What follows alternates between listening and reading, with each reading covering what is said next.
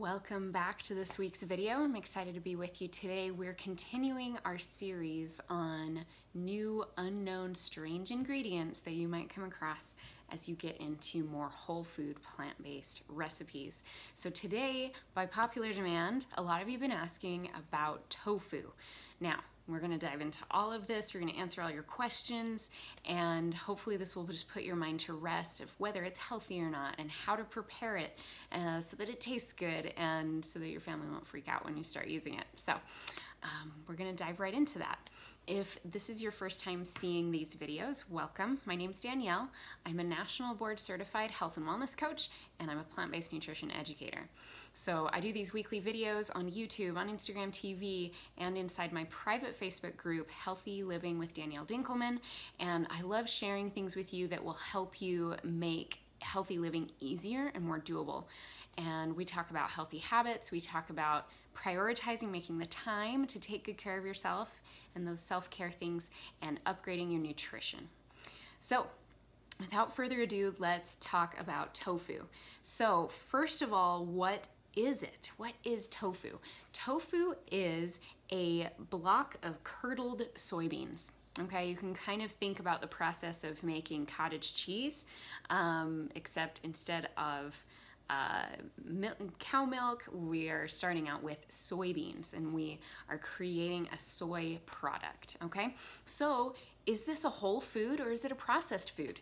This is the real question that most of us want to know when we're really asking ourselves if something is healthy or not. And you know, it is a processed food. It's not highly processed in that it hasn't had a lot of things added to it. But it does go through a process that some parts of that soybean are stripped away. So it is lower in fiber than if you were to just throw some soybeans or some edamame on a salad.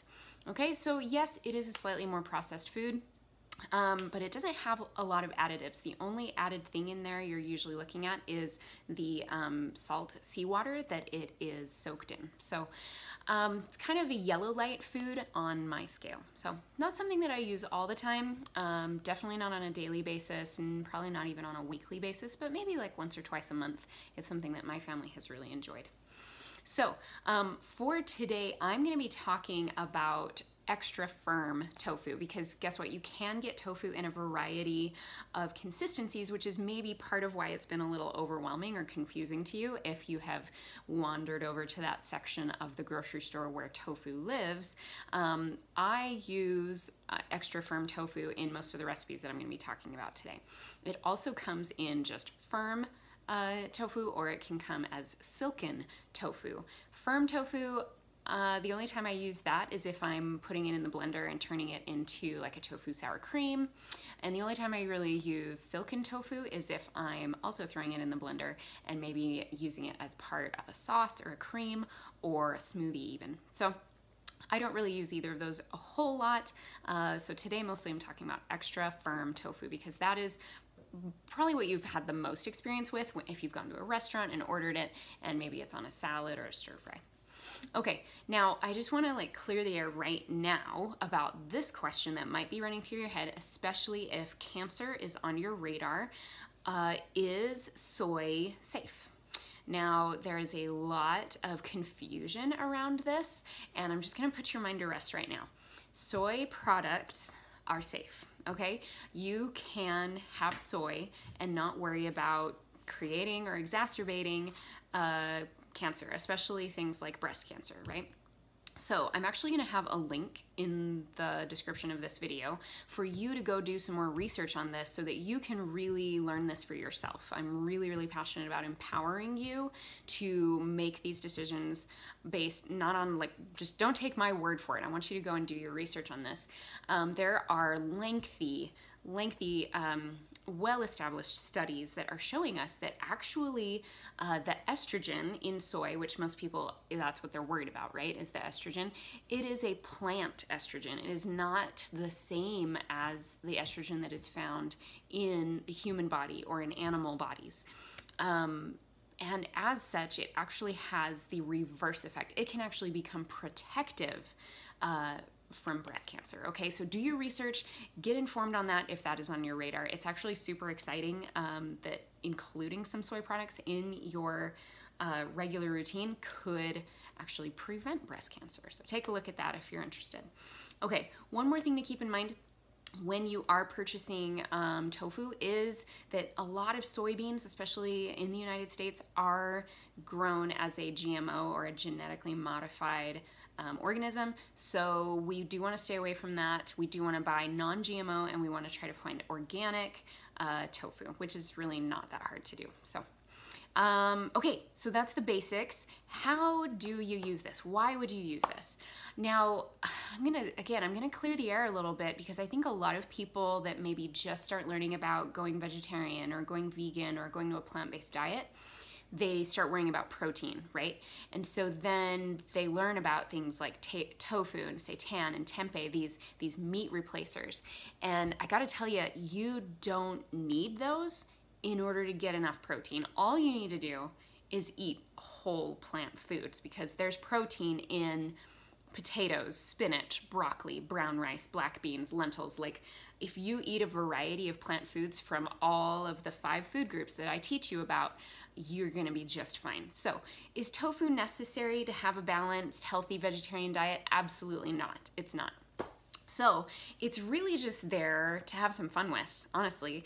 My favorite thing about tofu is that you can use it as a flavor vehicle, okay?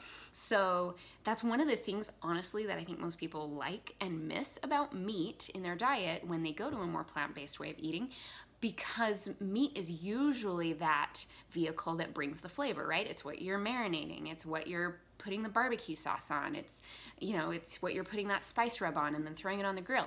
It's really the flavor profiles that we miss. So tofu gives us a really fun vehicle to replace that with. All right, so I'm gonna give you a few tips on how to prepare and how to use tofu, okay? Number one, if you open a package of tofu, you're gonna first see that it is packed in water. It is swimming in this salt water, basically. So you do need to just go ahead and give that a dump, pour the water out. You can give it a little press. And the thing about tofu is that it actually, on its own, it's quite flavorless, okay? It is a blank slate. So in order to put the flavor back in that we want, we need to get as much liquid out of the tofu as possible first, so that it can then absorb whatever we're marinating it or sauteing it in, okay? So we're gonna press the tofu. Now you can buy fancy equipment for this. You can buy a thing called a tofu press. Google that, search it on Amazon. I'm actually looking at maybe getting my own soon, because up to this point I've been using the lazy method just because we hadn't been making tofu a lot, so I hadn't really justified it yet. But I usually just put a layer of several paper towels, or you can use a kitchen towel, underneath and on top of the block of tofu. Of course, you've taken it out of the package at this point, and just put it between 2 plates, and then load up a bunch of cookbooks on top. Not so much that it's gonna like squash the block, but that it's gonna press that liquid out, okay? And all you need to do is just set that out for 15 minutes and let it press that moisture out of there, so that it can then absorb all of the amazing flavor you're gonna put back into it, okay? Now, there are several ways that you can cook the tofu. Of course, you probably want to slice it into the slices or the bite-sized pieces that you want before you put your flavor in it. One of my favorite ways to prepare tofu that my kids absolutely adore is I'll slice it, and then I will put it in like a 9x13 pan, and I'll marinate it. And it's so simple, but it's like liquid smoke, garlic powder, and a little bit of soy sauce, and it's like irresistible.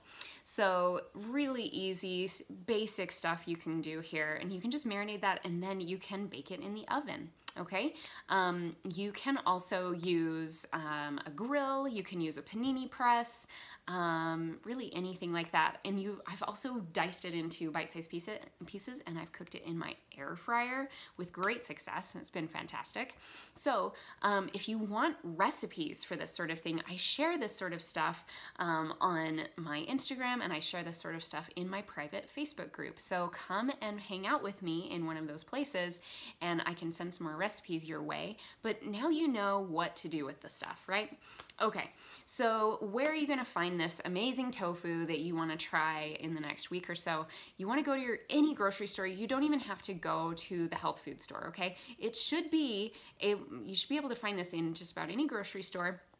Go to the produce section, and it's usually going to be over by like the refrigerated salad mixes and salad dressings, and you'll notice a bunch of Asian style stuff over there in the refrigerated section, and that's where tofu usually lives. When I shop at Smith's or Kroger, they have a special like natural food section, refrigerated section, that's in the back of the store, back by the dairy case, so watch for that if you're not seeing it in the produce section. But there you go. Give tofu a try. It's a fun thing to kind of mix things up, and you know, you might be surprised what your kids think of it. I think most of us think like, oh, tofu, that's weird. I don't even know what that is.